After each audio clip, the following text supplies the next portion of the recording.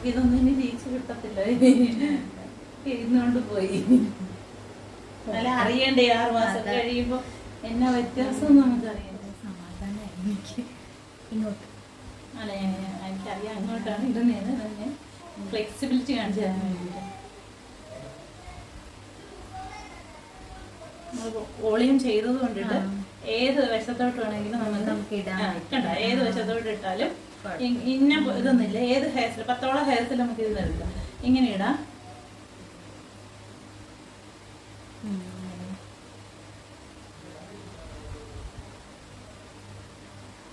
Front കുറച്ച് short ആക്കണമെന്നുണ്ടോ? Cut ചെയ്യണോ?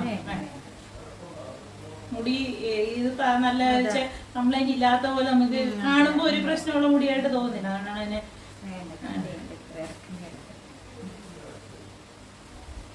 ഇടാം.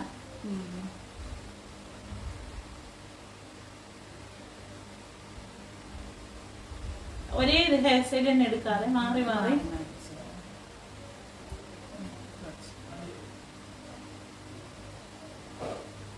ആക്ച്വലി കോമ്പ് ചെയ്യേണ്ട ആവശ്യമില്ല. കോമ്പ് ചെയ്യാതെ തന്നെ നല്ല ഇതായിട്ട് കിടക്കണം.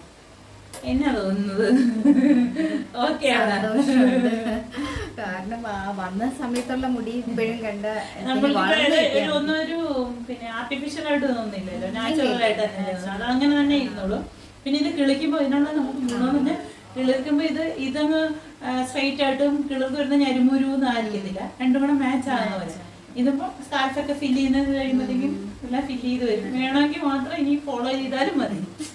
മനസ്സിലായി? നിർബന്ധിതമായിട്ട് ഇങ്ങനെ ചുരുണ്ട് കിടന്ന് ഇതിങ്ങനെ കൊഴുവാല് വരെ കിടക്കുമ്പോൾ നമുക്കത് ചെയ്യാതിരിക്കാൻ പറ്റില്ല. അങ്ങനൊരു കാര്യമൊന്നും ഇതിനകത്ത് വരില്ല. ഇത് നമ്മൾ ഇത് കൊണ്ടുവന്ന മുടി ഇപ്പൊ നമ്മൾ ബിഫോർ എങ്ങനെ ഫേസ് എങ്ങനെ ഇരുന്നു അത്രയും തിക്കിൽ തന്നെ ഒന്നും നല്ല സ്മൂത്ത് ആക്കി എടുത്തു എന്നുള്ളത് എഴുതുന്നത്. ഓക്കെ അല്ലേ? ഹാപ്പി അല്ലേ? ഹാപ്പിയാണ്. Thank you. ഫോളോ ചെയ്യണം കേട്ടോ. ഞാൻ പറഞ്ഞ പോലെ ഫോളോ ചെയ്യണം. അത്